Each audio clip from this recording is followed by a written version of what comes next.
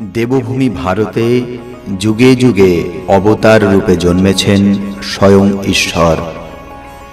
এমনই এক দিব্য জীবন যার সাথে কথোপকথনে সেই সাক্ষাৎকার তুলে এনেছিলেন শ্রী মহেন্দ্রনাথ গুপ্ত। শ্রী গদাধর চট্টোপাধ্যায় হুগলি জেলার কামারপুকুরে জন্মগ্রহণ করেন এবং পরবর্তীকালে দক্ষিণেশ্বর কালী মন্দিরে কঠোর সাধনায় সিদ্ধিপ্রাপ্ত হন। তার নাম হয় শ্রী শ্রী রামকৃষ্ণ পরমহংস। শ্রী শ্রী রামকৃষ্ণ কথামৃত শ্রী রামকৃষ্ণের বাণীর অমৃত। ইহা একটি বাংলা 5 খণ্ডের রচনা, যা মহেন্দ্রনাথ গুপ্তের কথোপকথন।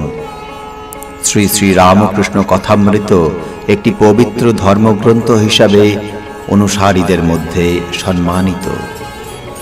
আপনারা শুনছেন দেবভূমি ভারত।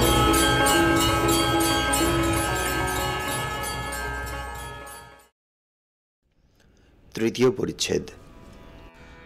ক্লৈব্যং মাস্মগমঃ পার্থ নৈতত্ত্বচ্যুপপদ্যতে ক্ষুদ্রং হৃদয় দৌর্বল্যং ত্যাক্ত তিষ্ঠ পরন্তপ।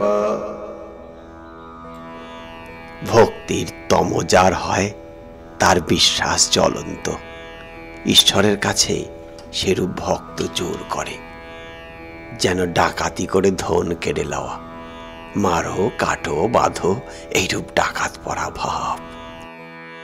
ঠাকুর ঊর্ধ্বদৃষ্টি তাহার প্রেম ও রসাভিষিক্ত কণ্ঠে গাহিতেছেন। গয়া গঙ্গা প্রভাসাদি কাশী কাঞ্চি কে বাঁচায়।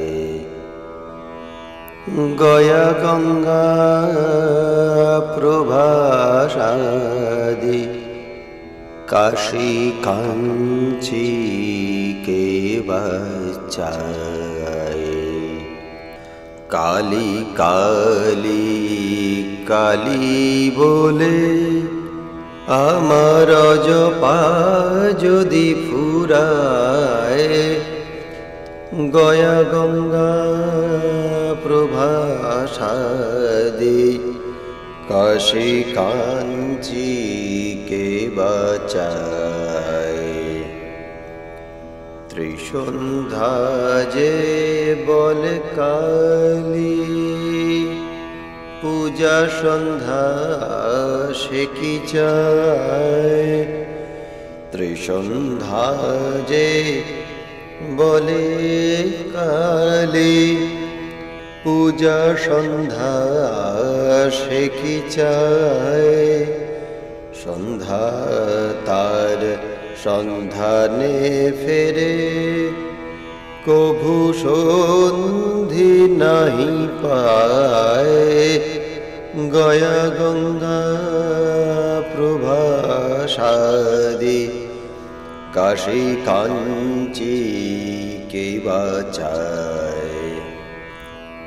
গয়া গঙ্গা প্রভাসাদি কাশী কাঞ্চি কে বাঁচায়। গয়া গঙ্গা প্রভাসাদি কাশী কাঞ্চি কে বাঁচায়। কালী কালী কালী বলে আমার জপা যদি ফুরায়। গয়া গঙ্গা প্রভাসাদি কাশী কাঞ্চি কে বাঁচায়। দয়াব্রত দানয়াদি আর কিছু না মনে লয়। দয়াব্রত দানয়াদি আর কিছু না মনে লয়। মদনের যাগযজ্ঞ ব্রহ্মময়ীর রাঙা পায়ে গয়া গঙ্গা প্রভাসাদি কাশী কাঞ্চি কে বাঁচায়। কালী কালী কালী বলে অজপা যদি ফুরায় গয়া গঙ্গা প্রভাসাদি কাশী কাঞ্চি কে বাঁচায়। কালী নামের এত গুণ কে বা জানতে পারে, তাই কালী নামের এত গুণ কে বা জানতে পারে, তাই দেবাদিদেব মহাদেব যার পঞ্চমুখে গুণ গায় গয়া গঙ্গা প্রভাসাদি গয়া গঙ্গা প্রভাসাদি কাশী কাঞ্চি কে বাঁচায়। কালী কালী কালী বলে আমার জপা যদি ফুরায় গয়া গঙ্গা প্রভাসাদি কাশী কাঞ্চি কে বাঁচায়। ঠাকুর ভাবনমত্ত যেন অগ্নিমন্ত্রে দীক্ষিত হইয়া গাহিতেছেন, আমি দুর্গা দুর্গা দুর্গা বলে মা যদি মরি, আমি দুর্গা দুর্গা দুর্গা বলে মা যদি মরি, আখেরে দিনে না তারো কেমনে, আখেরে দিনে না তারো কেমনে জানা যাবে গো শঙ্করী, আমি দুর্গা দুর্গা দুর্গা বলে মা যদি মরি, আমি দুর্গা দুর্গা দুর্গা বলে মা যদি মরি। নাসি গো ব্রাহ্মণ হত্যা করি ভ্রূণ,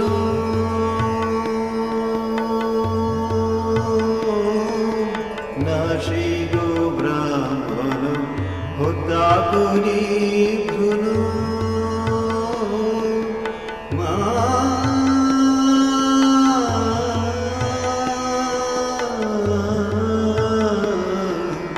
নাসি গো ব্রাহ্মণ হত্যা করি ভ্রূণ, সুরাপানাদি বিনাশী নারী, নাসি গো ব্রাহ্মণ হত্যা করি ভ্রূণ, নাসি গো ব্রাহ্মণ হত্যা করি ভ্রূণ, সুরাপানাদি বিনাশী নারী, এসব পাতক না ভাবিতিলে কো, এসব পাতক না ভাবিতিলে কো ব্রহ্মপদ নিতে পারি, আমি দুর্গা দুর্গা দুর্গা বলে মা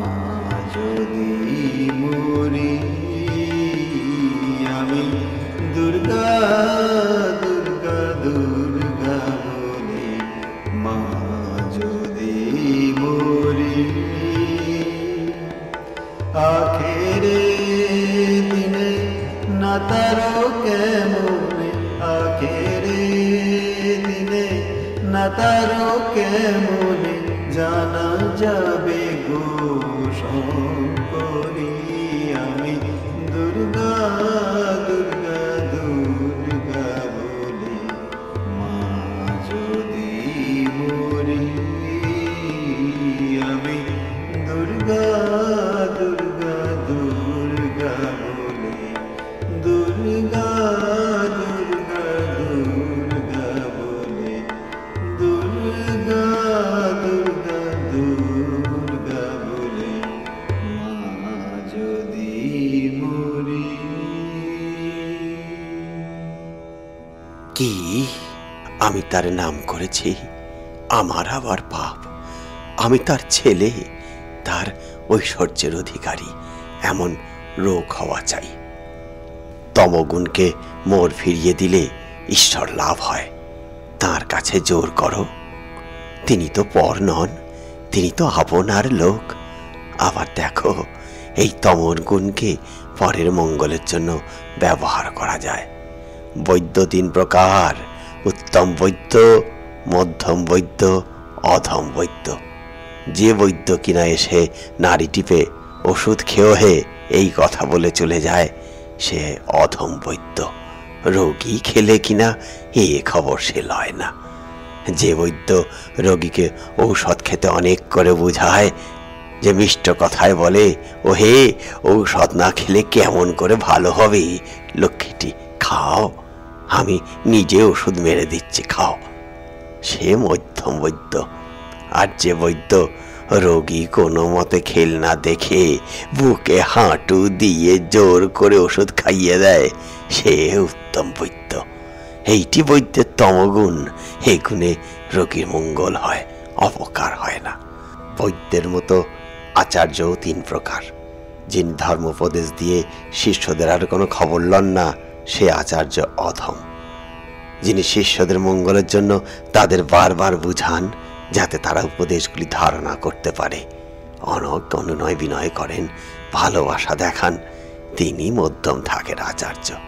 আর যখন শিষ্যরা কোনো মতে শুনছে না দেখে কোনো আচার্য জোর পর্যন্ত করেন, তাকে বলি উত্তম আচার্য।